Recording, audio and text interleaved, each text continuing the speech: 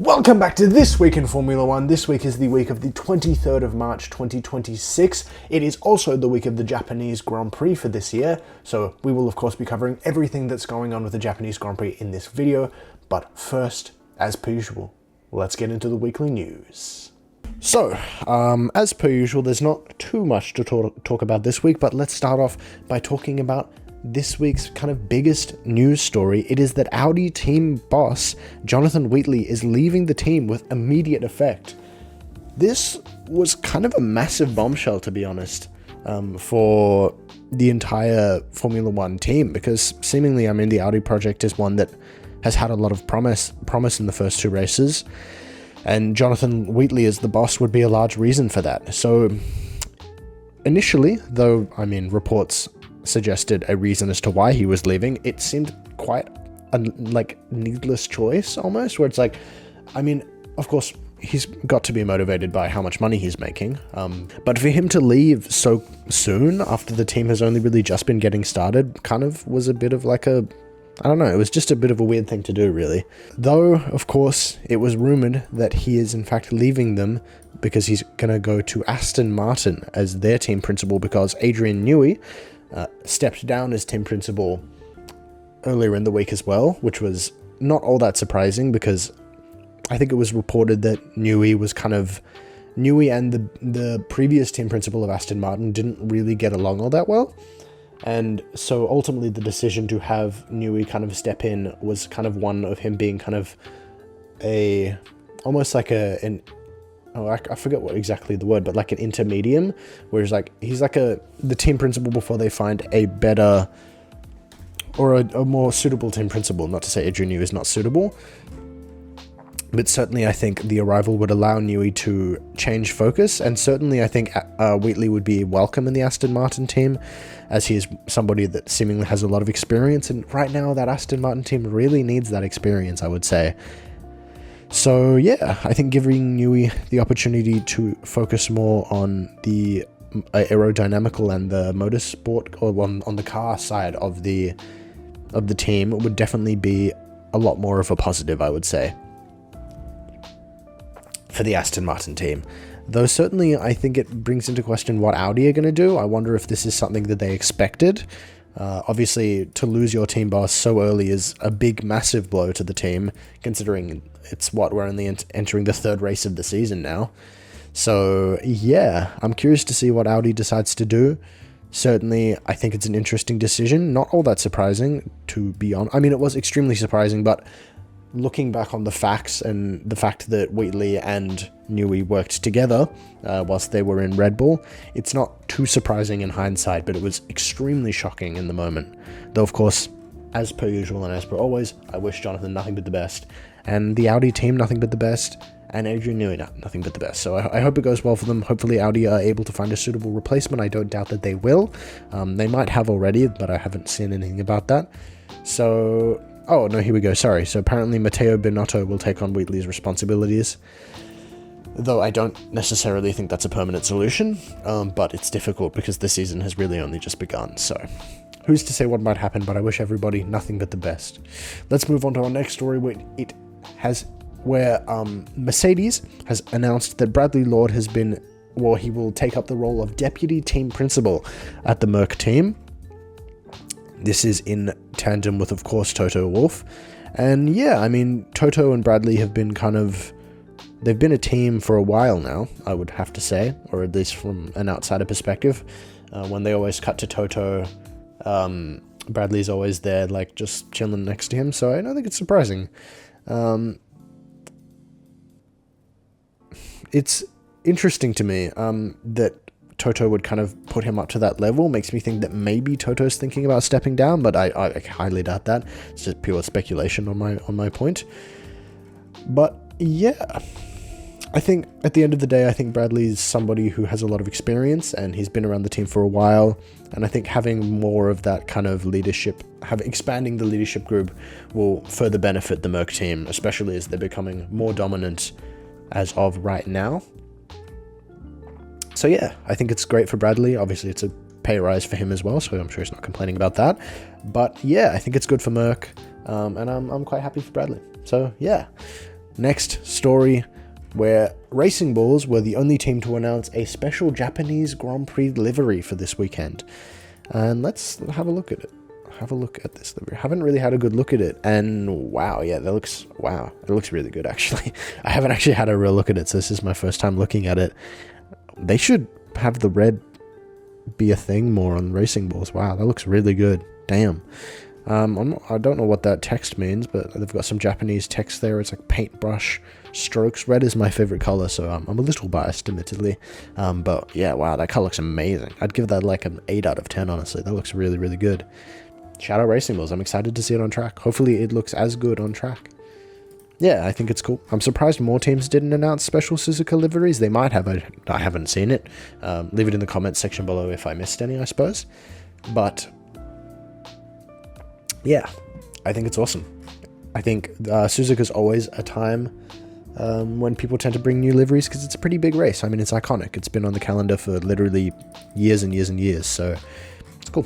Next story. Talk about Jack Crawford set to replace set to replace Alonso at Aston Martin for the first practice session in Japan. Now, this is something that we see teams doing often, where they will bring in a younger driver for free practice one, so it's not that surprising to me. It just, from what I have seen, Aston Martin's the only team to be doing this, though it's only Tuesday as of my making this video, so that might change. But yeah, it seems...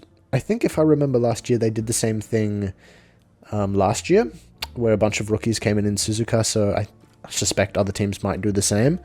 And yeah, I also question whether Jack is going to have the ability to get some good running in that car, considering where it has been. But I guess we'll have to wait and see. Obviously, I wish that he is able to, but Aston Martin hasn't been the most reliable per se, so... it'd be interesting to see how that goes. But I wish him the best, of course, as per usual. And let's talk about our final story. Oh, and of course, I forgot to say, massive thank you to the Formula One official website for the news stories, as per usual, and The Guardian, along with Gilles Richard, for this article right here. And massive thank you to news.com.au for this article, and Matthew Sullivan, as per usual. But let's talk about Max Verstappen, who, if you weren't aware, competed in a GP3 endurance race over the week break, where they were able to get a victory. Though unfortunately, as this says here, they were ultimately disqualified, which is a shame. Obviously, this doesn't really have anything to do with Formula One, so I'm not going to go into extensive detail. I'm sure there are people who know more about WEC and endurance racing than I do, who have already covered this. But I think Max is kind of a significant enough figure in the Formula One sphere and in racing to justify me covering this. And yeah, I think it's a massive shame that Max was disqualified. I mean, he's been dominating in all of the endurance racing that he's done so far. And this was at the Nürburgring, which I think his last one was as well, that he also won, that he did late last year. And so yeah, it's interesting, certainly. It's sad that Max got disqualified in his Merc that he was racing with his Red Bull, like Max Verstappen Racing. Oh yeah, and they had this clip that went kind of viral of him overtaking a bunch of people, 3 people into one corner, which is crazy. But yeah, I think it's a shame for Max, but you know, hopefully he goes well in whatever more endurance racing he decides to do next. So yeah, now finally let's talk about the Japanese Grand Prix. So the 2026 Japanese Grand Prix, it will of course be taking place, as always, in Suzuka, at the Suzuka circuit in Japan, and it will be from March 27th to the 29th, which is this week. And yeah, similar to China and Australia, Suzuka is an extremely fast-flowing, crazy circuit that never really has a moment of like slow cornering, other than maybe turn 11, but I don't know. Yeah, I love Suzuka. I'm a big fan of Suzuka as a circuit, so I'm always happy to see it. Obviously, it's a circuit that is endlessly iconic for a whole variety of reasons. Shout out the 1989 Suzuka Grand Prix, of course. And yeah, it's a racetrack that Red Bull has been somewhat dominant at in the past, with Max Verstappen claiming the win last year, though I don't necessarily think that will happen this year, for obvious reasons. But yeah, I'm always glad to see Suzuka. I'm excited for it. Let's get into the current driver standings, which remain the same. I think they remain pretty much the same, other than maybe some. I think Behrman came up into P5, which is amazing for him. I think Gasly and Verstappen and you, Lawson and Lee. So I think there's been some kind of switching around. Sorry about that, but obviously I think there is some changes, but I don't have the previous driver standings to be able to tell you what those changes are. Though as of right now, I think the top like 4 remain pretty much unchanged. With Russell only 4 points behind Antonelli, so we'll see how that goes. Maybe Antonelli will clinch a win again, who knows. Anyway, let's talk now about the qualifying head-to-head, which remains also unchanged, with Oscar Piastri again getting another victory over Lando Norris, though neither of them were able to start in China, unfortunately. Yeah, Kimi Antonelli was, of course, able to get a win over George Russell, with Max Verstappen, with Isaac Hadjar and Max Verstappen being somewhat head-to-head, or somewhat equal, which is interesting, considering Max Verstappen has kind of dominated his teammates. Well, you know, been way further ahead than his teammates historically. Charles Leclerc and Lewis Hamilton are also, of course, incredibly close, which is interesting.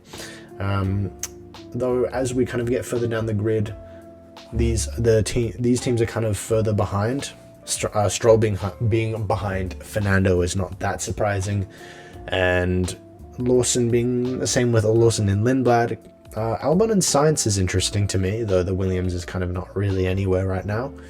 And yeah, then we got Nico and Gabby in Audi, still relatively level, though it's still only round 3, so who knows what might happen, hard to tell.